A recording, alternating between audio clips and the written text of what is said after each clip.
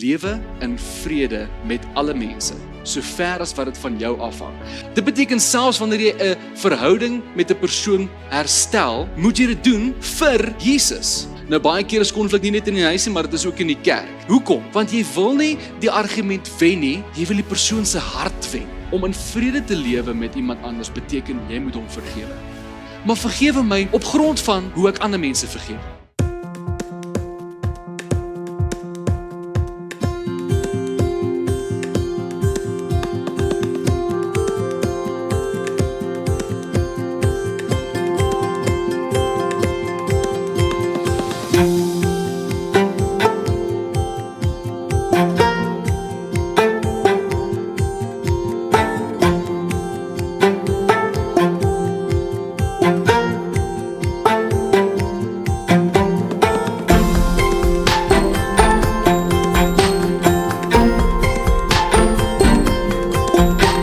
Dit is my 'n enorme voorreg om vanaand met julle te kan gesels oor 'n tema wat baie belangrik is vir die liggaam van Christus. En ek praat so 'n bietjie met die pastore voor die tyd, Pastor George en Pastor Edward, en ek sê vir hulle, hierdie is so buite my normale styl van prediking.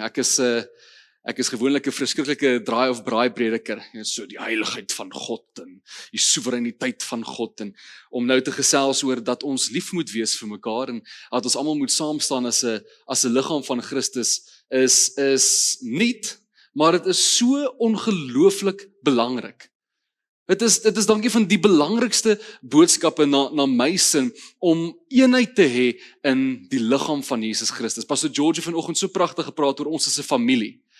Nou, dit help nie ons is 'n familie en ons het verskillende afdelings in ons familie, en hierdie kant sit die vreemde oom met wie ons eintlik niks wil uit te waai hê nie, en daar's die tannie wat te veel lawaai en ons wil nie iets met haar uit te waai hê nie, en hierdie tannie bak slegte koek as ons kom vir Kersfees, ons wil nie eintlik met haar kuier nie, en daar's so verdeeldheid baie keer in die liggaam van Christus, en dit begin baie keer by konflik, en dit begin by ons emosies en ons gevoelens, en dit is 'n verskriklike belangrike punt. So, ek wil vanaand vra, wie hierso was al ooit in enige tipe van verhouding gewees ooit? Romanties, vriendskaplik, enigsins, kan julle asseblief julle hande hoog in die lug sit, dat ek sien?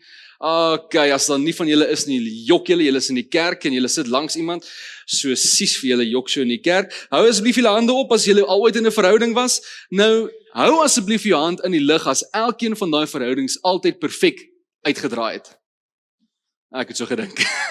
En daar's 'n paar wat sê, hey, okay, geen probleem, julle is beter as ek, julle is 'n beter Christen as ek. Ek het definitief al op 'n paar mense hard gepraat in my lewe en 'n paar verhoudings ook al verloor in my lewe, vriendskaplik en andersins. So as julle nie het nie, is julle beter as ek. So ons gaan 'n bietjie vanaand indelf in die woord van God in, om te sien wat sê die Bybel oor hoe kan ons gebroke verhoudings met mekaar herstel. Want het gebeur so, hurt people. So omdat ons seer is, breek ons verhoudings met mense, en vanaand gaan ons bietjie gesels oor as dit nou klaar gedoen is, hoe om weer te vereenselwig, hoe om weer by mekaar uit te kom. En toe ek gaan sit met hierdie preektema voor my, toe skree die boek so langs my. Kenneth Sands, 'n Peacemaker. Isaac, kies my. So yes. So ek is so dankbaar dat ek vanaand vir julle uit daai boek uit en uit die Bybel uit kan leer oor die 4 G's. Dit gaan in Engels wees. The 4 G's of peacemaking. Die 4 G's van vredemaking. Ek is so jammer dat dit in Engels is. Julle sal my asseblief moet vergewe. So voor ons begin, hoekom is dit nodig vir ons om verbroke verhoudings te herstel? Want Romeine 5 vers 8 sê die volgende. Maar God bewys sy liefde tot ons, daarin dat Christus vir ons gesterf het, toe ons nog sondaars was. Hierdie is 'n opdrag van God. As ons Christene is, moet ons lewens so lyk, dat ons al hoe meer en meer soos Jesus begin lyk. En Jesus se doel op aarde was hy het gesterf, sodat ons gebroke verhouding met God herstel kan word. So as ons wil lewe om meer en meer soos Jesus te lyk, gaan dit die voorbeeld wees wat ons moet volg. Ons gaan gebroke verhoudings in ons lewe moet herstel, omdat ons meer wil lyk soos Jesus. Nou ja, ek weet dadelik wat julle sê, dat daar is 'n paar verhoudings wat in ons lewe is wat gebroken is, wat jy nie reg wil hê nie. Ons 'n paar mense in jou lewe wat jy so half uitgeskop het en jy stoot hulle by die deur uit en jy wil hulle nie meer regtig deel hê van jou lewe nie. Maar en hy sê vir jouself, okay, maar hoe kan ek na daai persoon toe gaan? Hierdie persoon het my afgeskryf. Ek is glad nie meer enigstens in 'n posisie om te praat met hierdie persoon nie. So hoe kan ek so 'n verhouding met hierdie persoon herstel? En hoekom moet ek dit doen? Romeine 12 vers 18 sê die volgende: As dit moontlik is, so ver as dit van julle afhang, leef in vrede met alle mense. So ons gaan hierdie 4 G's doen vanaand, ons gaan deur dit stap, en as jy voel, okay, maar ek weet nie lekker, hierdie 4 G's gaan nie werk met hierdie persoon nie, met hierdie verhouding wat gebroken is nie, dan wil ek vanaand vir jou sê, as jy alles anders vergeet, onthou dit. Lewe in vrede met alle mense, so ver as wat dit van jou afhang. Nou as dit nie vir ons moontlik is om in vrede te lewe met daai persoon nie, dan moet jy tot by die punt kom waar ek sê, ek vergewe die persoon, ek spreek hierdie persoon vry, en alles aan my kant van hierdie situasie is uitgesort. Dit is nou, die onus lê nou op die ander persoon om hierdie verhouding dan te herstel. Kom ons begin. Die eerste G is glorify God. Nou, hierdie het baie te doen met die manier en die uitkykpunt waarop ons verhoudings herstel. So as ons Christene is daar enige Christen in die kerk vanaand? Ek soos hier met bewys van hande. Ek sien hierdie kant het gesê, okay. Ek sien ten minste hierdie kant, julle is baie opgewonde om kinders van God genoem te word. Ek sit 'n grappie. En daai tyd gaan dat Tannie wees vir my sê, broer, ek het my hand opgesteek, en ek sê, jammer Tannie. So, ons laat baie keer toe, dat ons emosies die oorhand kry oor ons redenasie vermoë. Baie keer luister ons eerder vir ons emosies, as vir die woord van God. En in konfliksituasies is dit so maklik om vir jou emosies die oorhand te gee oor hierdie situasie. As jy eers kwaad is, nou weet ek ook nie van julle nie, daar is ook verskillende maniere van kwaad word. As ek kwaad is ek soos 'n stoomtrein. Dit gaan verskriklik baie vat vir my om stadiger te word en af te koel, en niks gaan my van hierdie spoor afkry nie. Op hierdie spoor is ek nou. So hier gaan ek is op hierdie spoor. Party van ons, as ons kwaad word, kry ons stilstype. Hy lyk dit so. Het ek nie vir jou gevra om die swart sakke uit te vat nie? Het jy die swart sak uitgevat? Op daai stadium wil ek vir jou vra, as Jesus Christus self deur die deur moes gestap het, sê hy vir jou gesê, well done, dit was 'n fantastiese manier gewees om daai konflik op te los, of sê hy gesê, ai my dogter, of my seun. Ai my dogter of my seun. Dit was nou nie die korrekte manier gewees om hierdie situasie te benader nie. So wanneer ons 'n konfliksituasie binnetree, of wanneer ons met 'n persoon wil vereenselwig, moet die primêre doel van ons hele interaksie met hierdie persoon wees om God te verheerlik. Kolossense 3:23 sê, alles wat jy doen, moet jy doen asof vir die Here. Dit beteken selfs wanneer jy 'n verhouding met 'n persoon herstel, moet jy dit doen vir Jesus. Nie vir 'n bate wat jy gaan kry wanneer die verhouding herstel is nie. Nie, ek gaan nou met my man ons gebroke verhouding herstel, want ek weet nie hoe werk die TV se remote nie. Dit is nie die regte rede hoekom jy daai verhouding moet herstel nie. Is nie die regte rede hoekom ons daai konflik moet oplos nie. Jy moet dit doen omdat Jesus Christus vir ons lief is, omdat hy aan die kruis gesterf het vir ons, en omdat ons hom wil naaap, omdat ons wil doen wat hy sê. Nou is ook baie belangrik om stil te staan by wat die oorsprong was van die breek in die verhouding, en hierdie is deel van die glorify God, is ons moet stil staan by, wat het hierdie verhouding gebreek in die eerste plek? Want Romeine 15 vers 5 wys vir ons wat die Christelike standaard is vir sy volgelinge, hoor mooi, en mag die God van lydsaamheid, dit is geduld, en bemoediging aan julle gee om eengesind te wees onder mekaar, ooreenkomstig met die wil van Jesus Christus. Hierdie is die standaard waartoe ons moet lewe as Christene. Nou baie keer is konflik nie net in die huis nie, maar dit is ook in die kerk. Daar is nie so iets soos 'n perfekte kerk nie, alhoewel ek dink simfonie is baie naby. So in ons kerk is daar baie konfliksituasies ook. En hierdie is die standaard wat die woord van God vir ons sê waartoe ons moet lewe. Mag die God van leidsaamheid en bemoediging aan julle gee om eengesind onder mekaar te wees, ooreenkomstig met die wil van Christus Jesus. Dit is sy wil dat as die liggaam van Christus uitmekaar geskeur is, as die arm van die lyf af geskeur is, as die toe nie meer aan die voet is nie, is dit nodig vir die liggaam van Christus om daai herstelproses weer aan die gang te kry, sodat ons 'n verenigde liggaam kan wees. Ek dink nie die kerk van die Here kan hardloop sonder bene nie. So dit is nodig vir ons, dat as ons fout gemaak het met die been van Jesus Christus, dit is die evangeliste wat uitgaan. As ons 'n skeur veroorsaak het met die evangeliste, moet ons gaan vereenselwig met hulle, sodat die liggaam van Christus saam kan wees, sodat ons as een liggaam die wêreld kan bedien. Ek hoop julle verstaan hierdie beeldspraak. Dit is soos om 'n pleister te plak, daar waar dit seer was, om 'n pleister oor daai seer area te plak, om die liggaam van Christus te verenig.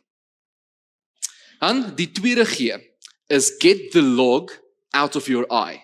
So ons almal ken die gedeelte in Matteus 7 vers 1 tot 5. Moenie oordeel nie, sodat julle nie geoordeel word nie. Want met die oordeel waarmee julle oordeel, sal julle geoordeel word. En met die maat waarmee julle meet, sal weer vir julle gemeet word. En waarom sien jy die splinter in die oog van jou broer, maar die balk in jou eie oog merk jy nie op nie? Of hoe sal jy vir jou broeder sê, laat my toe om die splinter uit jou oog uit te haal, en kyk, in jou eie oog is die balk. Geveinsde, haal eers die balk uit jou eie oog uit, en dan sal jy goed kan sien om die splinter uit die oog van jou broer uit te haal. Nou Jesus praat in hierdie stukkie, en hy gesels so 'n bietjie met die fariseërs en met die Jode, en hy sê, 'n ander woord vir geveinsde wat in ander vertalings gebruik word, is hygelaar. Of die Engels, hypocrite. Dit klink soveel, klink amper vuil in Engels, jou hypocrite. En is dit nie baie keer, ek weet in my lewe het ek dit baie gebruik in 'n argument. Hey, jy beskuldig my van die volgende, haal 'n bietjie die balk uit jou eie oog uit. Kan ons eerlike harte kry wie dit al gebruik in 'n gesprek? Ek is so dankbaar ek is nie die enigste een nie. En Jesus gebruik hierso baie hy spot amper so 'n bietjie met die Jode en met die Fariseërs op daai stadium en hy sê kan julle nie sien hierdie is hoe julle lyk nie. So dit help nie ek probeer en Christus ou vasgegaan. Kom al 'n bietjie jou bril af man ek sien daar sit iets in jou oog. Ag man ek het gehelp. Ek sien julle die humoristiese manier waarop Jesus met die Jode praat op hierdie stadium. Hy sê kyk, kan julle nie sien julle te balk in julle eie oog en nou met hierdie verskriklike verstoring, ek kan amper nie eens naby aan Christus kom nie, want hierdie vreeslike balk is in my oog. Nou probeer ek die ou klein dingetjie wat hy in sy lewe toelaat, probeer ek uit sy lewe uitkry terwyl 'n groot probleem eintlik by my lê. Jy sit dalk vanaand hierso en sê vir jare en jare wag ek dat die persoon met wie ek 'n gebroke verhouding het na my toe kom. Ek sal hierso sit op my kliptroon en ek sal rustig wag tot hierdie persoon al smekende op sy knieë na my toe kruip en vir my sê jammer, ek is so jammer ek het jou so seer gemaak in die verlede. Ek sal sit en wag. Intussen tyd sit hy ook op sy eie kliptroon en julle staar vir mekaar. Ons sal kyk wie beweeg eerste. Die een wat eerste beweeg is sag. Veral mans, is dit nie so nie? Dit gebeur baie in mans se lewe so. Ek sê ek gaan nie eerste jammer sê nie. Kyk daai balk in sy oog. Kyk daai vreeslike ding wat by hom uitstek. Hy is die eerste een wat met my kom gesel of wat die verhouding met my gebreek het. Hy het my eers dik genoem. Toe sê ek vir hom, hy het genoeg rolletjies om sy eie bakkery oop te maak. So what? Hy het eerste gesê. Dames en here, liewe gemeente, Jesus praat hierso en hy sê, dit is so belangrik vir ons om introspeksie te doen, wanneer ons kyk na gebroke verhoudings. Dit help nie, jy gaan eers na die ander persoon toe en beskuldig hom eers van 'n klomp dinge, voordat jy nie eers by jouself stil staan nie. Dit is so belangrik vir ons om eers te kyk, in hierdie konfliksituasie, in hierdie probleem wat ek het met hierdie persoon, wat het ek verkeerd gedoen? Dit help veel jy begin by hom en sê ja maar jy, ja maar jy, ja maar jy, ja maar jy. Is dit nie die probleem met ons mensdom in elk geval nie? Ons is verskriklik vinnig om die vinger te wys. Jy het dit gedoen. Of jy het die volgende gesê. Of jy het my hart gebreek. Of jy het nie die vullis uitgevat. Of jy het nie die kar gewas nie. Of jy het nie die skoolgoedmasjien uitgepak nie. Ja, ek het nie. So what?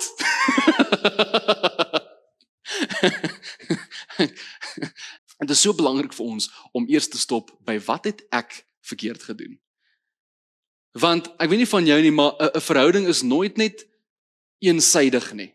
Dit is altyd 'n verskoning, 'n two-way street, is dit nie? So dit help veel jy probeer heeltyd in hierdie baan bly en vir hierdie persoon sê, kyk al die verkeerde dinge wat jy gedoen het. Jy breek die persoon af. Jy maak hom minder 'n mens as wat jy is, want jy lig jouself op deur vir hom te sê, hey, jy het in daai situasie in jou brein sit jy jouself dadelik op 'n hoër posisie, 'n hoër morele posisie as wat hierdie persoon is. Die woord sê vir ons, hypocriet. Kyk eers na jouself. Kyk eers, hey, waar het ek fout gegaan in hierdie situasie en kom ek maak dit eers reg met myself. Want wanneer jy sien, hey, hier het ek fout gegaan, kan jy dalk sien hoekom die persoon met jou die verhouding gebreek het. Al het die persoon iets eerste gedoen, is dit so belangrik vir ons vanaand om eerste terug te gaan en jammer te sê. Get the log out of your own eye first. En dit konnekteer so pragtig mooi met die eerste G, glorify God. En dit is, ons kan nie vir die persoon sê, luister jy kort redding, luister jy kort genesing, luister jy moet 'n beraader gaan sien nie, as ons nie eers uitkom by die kruis van Jesus nie. Ons moet eers skoon gewas wees van ons sonde, en dan kan ons vir 'n ander sê, uit liefde uit, kan ons vir die persoon sê, omdat ek lief is vir jou, kom ons stap hierdie pad saam en kom ek help jou met die splinter in jou oog, nadat ek die balk uit my eie oog uitgehaal het. En by hierdie punt, Ligken Sand, wat die boek geskryf het, 'n paar gedagtes uit oor hoe om jammer te sê. Want as ek die balk uit my eie oog uitgehaal het, moet ek eers te gaan jammer sê. Nou daar's 'n spesifieke manier wat mens kan, daar's baie maniere wat mens kan jammer sê, maar daar's 'n paar idees wat jy kan gebruik wanneer jy vooraf werk op jou jammer sê geleentheid. Sodat wanneer jy daar aankom, dat jy gereed kan wees om die persoon se hart met joune te vereenselwig. Dat jy kan saamstap op hierdie pad. En daar's 'n paar moenies van jammer sê. So ek gaan vir julle gou die lys lees. Daar's 1, 2, 3, 4, 5. Kyk. So as jy om vergifnis vra, moet nie vaag wees nie. So baie keer sê ons dit, ek is jammer. Punt. En dit was jou hele apology. Dit was alles. Ek is jammer. Dit is verskriklik vaag. Moet nie vaag wees nie. Sê ek is jammer, ek het die kar gestamp. Okay. Moet nie sê ek is jammer, daar was 'n ongeluk nie. Dis ook te vaag. Ek is jammer, ek het die kar gestamp. Moet nie woorde gebruik soos maar, as en of nie. Dit maak vir 'n baie slegte jammer sê. Sê, ek is jammer, ek het die kar gestamp, maar as hulle net die bome as hulle net kan helder tape op die bome sit, dan mense dit makliker kan sien, want dadelik sê jy vir die persoon vir wie jy jammer sê, ek is jammer, maar ek sit myself op 'n hoër morele posisie as hierdie dinge gebeur het, want ek is so slim om te weet, dan sou ek nie hierdie fout gemaak het nie. Okay, so wanneer jy jammer sê, moet nie, maar, as en of gebruik nie. So, ek hoor hierdie baie by die tieners, wanneer 'n jong man ontrou is aan sy jong dame, dan sal hy na my toe kom en dan sal hy sê, ek is so jammer ek het hierdie gedoen, maar as die ander girlkie nou nie hierdie foto gesit het op haar Instagram nie, as hy nou net die handdoekie om haar lyf gesit het, dan sou alles beter gewees het. Sê ek, ja, maar sien nie wat doen jy? Jy haal dadelik die skuld van jouself af en jy sit op 'n ander persoon. Jy kan nie jammer wees as jy die woorde maar, as en of gebruik nie. Die derde punt, moet nie die hartseer wegpraat nie. So baie keer sê ons, ek is jammer, maar okay, kom nou net oor dit asseblief. Alright, kan ons dit aanbeweeg? Asseblief, moenie hou nou op, sluk jou trane. Okay, ons is nou klaar, kan ons nou aangaan. Okay. Nou weet ek as man is ook geneig om dit te doen, veral as ek en my suster 'n konfrontasie het. Sê vir, okay, jy gaan nou te veel aan, man. Sluk jou trane, ons is nou klaar. Ons is nou oor dit. Okay. Dit is 'n baie slegte idee as jy jammer sê om die hartseer te probeer wegpraat asof dit nie bestaan nie. Want daai hartseer is 'n realiteit. Daai hartseer lê in die persoon se hart en is vir hom 'n swaar las om te dra. En as jy dit net probeer wegpraat, dan skiep jy reg bo-oor daai persoon se emosies en hulle waardigheid. Dit is so belangrik om kennis te gee aan daai hartseer, om te sê ek verstaan die pyn wat ek veroorsaak het deur die en die te doen. Ek sien jou hartseer en ek is jammer vir die pyn wat ek veroorsaak het. Moet nie die gevolge probeer ontduik nie. Dit is 'n baie belangrike punt. So weer eens, ek gaan nou baie praat oor hoe sleg ek vanaand is. Vir die van julle wat nie weet nie, ek bly nog baie lekker saam met my ouers. Dis baie lekker. Ek eet my ma se kos wat sy koop by 'n ander tannie. En dis lieflik. Maar ek het so 'n bietjie kos gemaak aan 'n dag, so rukkie terug, en daar was 'n bietjie oorskiet gewees en ek sit dit in 'n Tupperware bakkie en ek sit dit binne in die yskas vir 'n paar maande. En ek hoor toe die volgende. Okay, dit is nou weer my beurt om slaap te kry, gatos. Dan stap ek by die gang af, daar staan my ma met die bakkie. Toe sy die bakkie probeer oopmaak, toe maak die vis binne die bakkie die deksel weer toe. Ek, okay. Wat is die reeks? Ek is sorry, ek het kos gemaak en 'n bietjie oorskiet gehad en ek het heeltemal vergeet daarvan. Kyk hoe lyk die bakkie? Ek sê ek sien hoe lyk die bakkie. Ek is jammer oor die bakkie. Ek sien ma se hartseer. Dit is my skuld. Ek is jammer. Ek moes dit beter gedoen het. Maar sit dit net in die wasbak, ons gaan nou laat die skoolgoed wasmasjien dit was. Daar gaan ek reg verby die gevolge van my aksies. Nee, jy moet nie die gevolge van jou aksies probeer ontduik nie, maar eerder moet jy opstaan en sê, weet maar wat, ek sal die bakkie vat, ek sal hom uitwas. Eerder sê, my lief, ek is jammer, ek het nie die swart sakke buite gesit nie. Kom ek doen dit gou vir jou en ek sal gou die vloere mop vir jou. Ek is so jammer dat ek met 'n ander persoon gepraat het.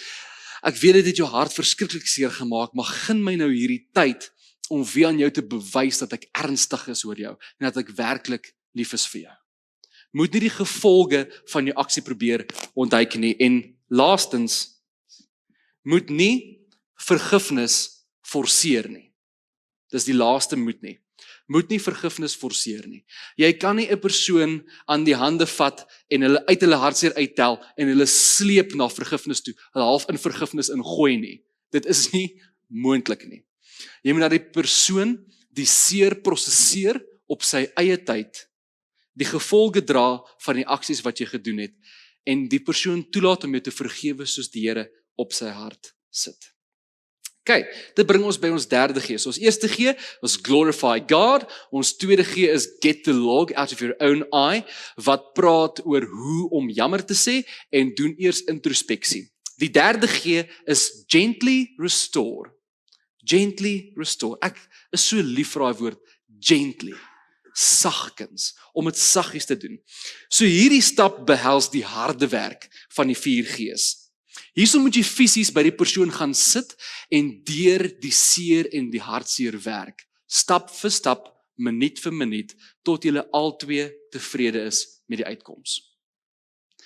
Dit is baie wys, my pa is 'n verskriklike wyse man, en met 'n groot konfrontasie wat ek eendag gehad het in my lewe, toe sê ek, okay, ek gaan nou na 'n persoon se huis toe ry, en daarso gaan ek nou met die persoon gesels. Toe sê, dink ek, maar, hoekom nou nie? Hy sê, want as jy die persoon gaan ontmoet by die plek waar hy veilig voel, en jy kom met 'n jammer sê, of jy kom met 'n, hey, okay, ek het nou die log uit my eie oog uitgehaal, kom ek help jy met die splinter in jou oog, dan gaan hulle dadelik beskuldig voel, en hulle gaan dadelik, weer die Engels, hulle gaan dadelik op die defense gaan, dadelik. Hulle gaan toemaak, hulle gaan nie hoor wat jy te sê het nie. Dit is seker een van die belangrikste punte van raad wat ek al ooit gekry het. As jy met 'n persoon 'n konfliksituasie wil uitgesels, moet nie na die persoon se huis van waar hy beskermd voel en waar hy veilig voel gaan nie. Want hy gaan toesluit en jy gaan niks meer die persoon uitgerig kry nie. Eerder gaan na 'n neutrale plek toe, waar julle albei ongemaklik is, waar julle albei kan sit en julle sorges uitgesels, waar julle albei ewe veilig voel. Want as jy na die persoon se veiligheid toe gaan, word jy die aggressor en die persoon word die defender. En dit is nie 'n goeie manier om konflik op te los nie. Nou goed, wat van getroude paartjies? Want nou sê julle vir jouself, okay, dit is nou goed en wel as dit 'n persoon is in die gemeente, dan gaan ek nie na sy huis toe gaan nie. Maar wat as ek met my man stry? Waar toe gaan ek dan? Dis ons huis. So 'n goeie plek sal wees in die stoep of op die stoep, in die tuin of selfs in die kombuis, afhangende van hoeveel jou vrou bak. As jou vrou baie bak, nie die kombuis nie. Sy weet waar is die messe. Okay, dan in die sitkamer. Ook nie in die garage nie, want die man weet waar is die spanners. Okay, so gaan na 'n plek toe wat vir julle albei rustig is, veilig is. Ek verkies natuur. Dit is 'n maar persoonlike keuse. As ek konflik met 'n persoon wil oplos, gaan ek na 'n plek toe waar ek die bome kan sien, die voeltjies kan hoor. Dis baie dis rustiger. Maak dit sin? Maak sin. Dit maak vir my sin in 'n geval. Hoef jy vir jou sin te maak nie. Okay. So kyk gou wat sê Efesiërs 4 vers 15, waar Paulus praat oor eenheid in die kerk. Maar terwyl ons in liefde die waarheid betrag, in alles sou opgroei in hom wat die hoof is, naamlik Christus Jesus. Sien julle hoe konnekteer hy weer met die heel eerste G? Glorify God. Hierso sê hierdie vers, ons moet die waarheid praat in liefde. Nou baie van ons doen of die een of die ander, of nie een van die twee nie, maar nie altyd albei saam nie. Die belangrikheid van gently restore is om die waarheid te praat in liefde, Efesiërs 4 vers 15. Hierdie gee 'n hele nuwe lig oor hoe om konfliksituasies te hanteer. Want baie keer, ek is so jammer mans, maar baie keer die mans, eintlik is dit nogal 'n probleem met die mensdom, is dit nie? Ons wil baie keer, ek wil nie net die mans beskuldig vanaand nie, okay. Ek is sorry, maar dit is 'n probleem met die mensdom. As ons 'n argument binne tree, gaan ons gewoonlik met die oogpunt daarop uit om te wen. Ek wil die argument wen. Maak nie saak of ek die persoon beledig nie, maak nie saak of ek die persoon afkraak nie, maak nie saak wat se skade ek verrig in die proses nie, solank as wat ek die argument wen. Liewe gemeente, dis nie Bybels nie. Die Bybel leer vir ons in Efesiërs 4 vers 15, is praat die waarheid. Dit help nie probeer die persoon se ore streel met leuns nie. Ja, ek het eintlik bietjie vergeet van om my kar te was. Ek het eintlik bietjie vergeet van ek is sorry, jy het nie vergeet nie, jy was lui. Okay. Praat die waarheid, maar in liefde. Veral hierdie gedeelte waar jy klaar die log uit jou eie oog uitgehaal het en nou besig is om die persoon aan te vat oor die ding wat hy verkeerd gedoen het. Praat die waarheid. Sê vir hom, ek hou nie van die manier waarop jy met my praat nie. Die manier wat jy die argument behandel, dit maak my seer. Dit is nie lekker nie. Die manier wat jy op my skree, moenie skree nie. Moenie skree. Praat die waarheid, maar doen dit uit 'n oogpunt en uit 'n perspektief uit van liefde. Hoekom? Want jy wil nie die argument wen nie, jy wil die persoon se hart wen. Dit is die oogpunt waarop ons konfrontasies moet hanteer. Ek wil nie die argument wen nie, ek wil die persoon se hart wen. Dit is Bybels. En dit is hoe ons, selfs met ons broers en susters in Christus, in die kerk, moet ons ook die waarheid praat in liefde. Moenie nie die waarheid praat sonder die liefde nie, en moenie net in liefde praat sonder die waarheid nie. Praat die waarheid in liefde. Dit sit 'n hele ander lig op konfrontasies. En dan, die heel laaste G, is go and be reconciled. Dit is die kragtigste G van die 3. So wanneer ons met die oogpunt daarop uit is, om Jesus Christus te verheerlik, as die hoof van die kerk, as ons reeds die balk uit ons eie oog uitgehaal het, reeds introspeksie gedoen het, en nou op die herstelpad is, wanneer ons sit en gesels, sê die Bybel vir ons dat ons moet mekaar lief hê. En dit is soms nie moontlik om die volheid van die verhouding weer terug te kry nie. Dit is 'n hartseer realiteit. Dat baie keer is die verhouding onherroepelik verbreek. En ons kan nie terugkom na hoe die verhouding was van tevore nie. Maar Romeine 12 vers 18, as ons net weer hierdie stukkie kan lees, en sover dit moontlik is, sover as dit van jou afhang, lewe in vrede met alle mense. Om gereconciled te wees, beteken nie altyd ons verhouding moet wees soos wat dit voorheen was nie. Want dit is nie altyd moontlik nie. Maar ons kan vrede hê met mekaar. Ons kan mekaar verstaan en ons kan steeds voortgaan in die lewe. Ons kan die Here dien in vryheid, alhoewel ons nie ons vorige verhouding kan terugkry nie. En wat nou baie belangrik is, en met hierdie versie wil ek graag afsluit, gaan ons net vinnig 'n recap doen oor die 4 G's, is om in vrede te lewe met iemand anders beteken jy moet hom vergewe. Dit is ons as Christene se plig om mense te vergewe. Maak nie saak wat nie. En ek word emosioneel, want hierdie gedeelte van die skrif wat ons nou gaan lees, kragtige stukkie, en toe ek hierdie stukkie lees, toe ek bietjie met Pastor George daaroor gesels, ook toe dit ons getref, dit is ongelooflik belangrik vir ons om te snap, ons moet mense vergewe, maak nie saak wat nie. Al het die persoon jou verskriklik seer gemaak, emosioneel, finansiëel, geestelik, fisies, op enige manier. As enige iemand iets gedoen het teenoor jou, moet ons vergewe. En hier is die rede, Matteus 6 vers 9. So moet julle dan bid.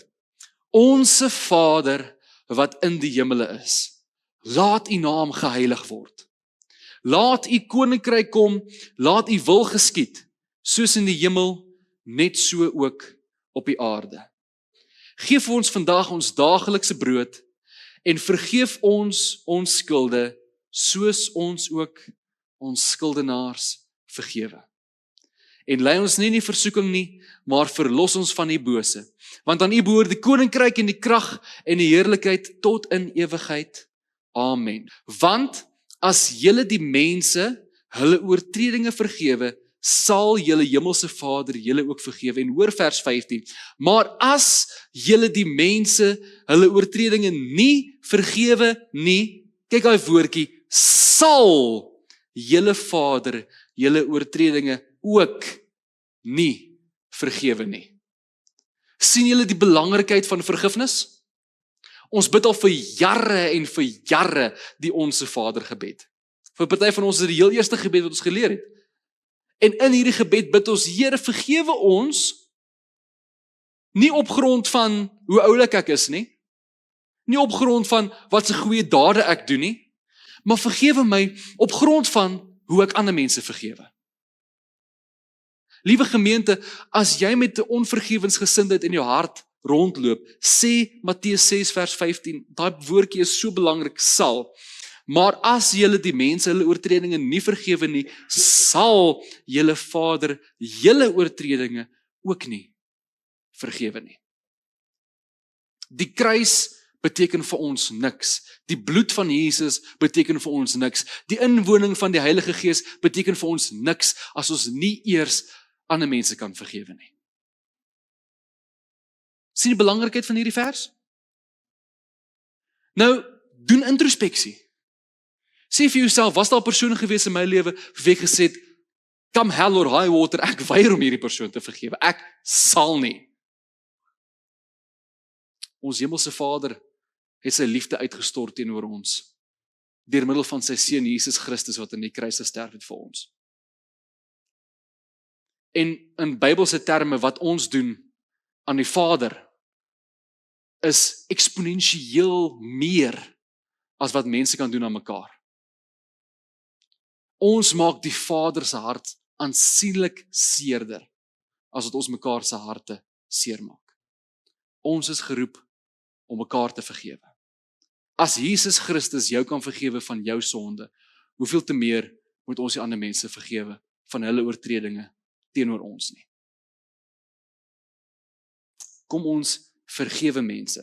Go and be reconciled.